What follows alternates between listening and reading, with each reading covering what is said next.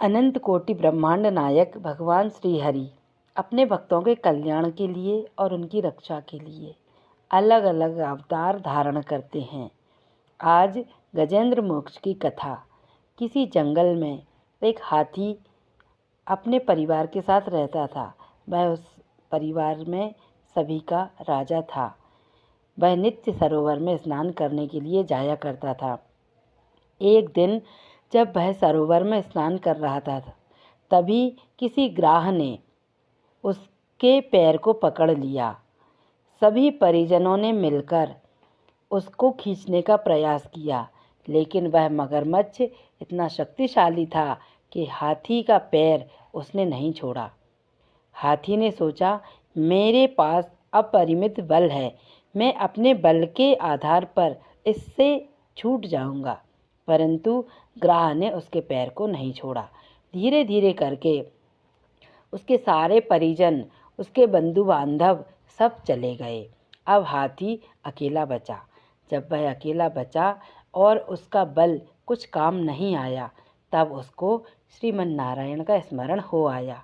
उसने कहा, हे प्रभु, आज मेरा अंत निकट आ गया है। मेरे परिजन बंधु बांधवों ने मेरा साथ छोड़ दिया है। मेरा खुद का बल भी मेरा साथ नहीं दे रहा है। हे नाथ, अब यदि आप मुझे नहीं बचाएंगे तो अब मेरा अंत निकट है। ऐसा कहकर उसने बड़े आर्द्र भाव से भगवान से प्रार्थना की। तो श्रीमन नारायण भगवान ने तुरंत प्रकट होकर ग्राह की गर्दन को काटकर गजेंद्र को मोक्ष प्रदान किया। इसी प्रकार से हमारे पास भी जो बल है, जो परिवार है, हम उसकी आशा में रहते हैं।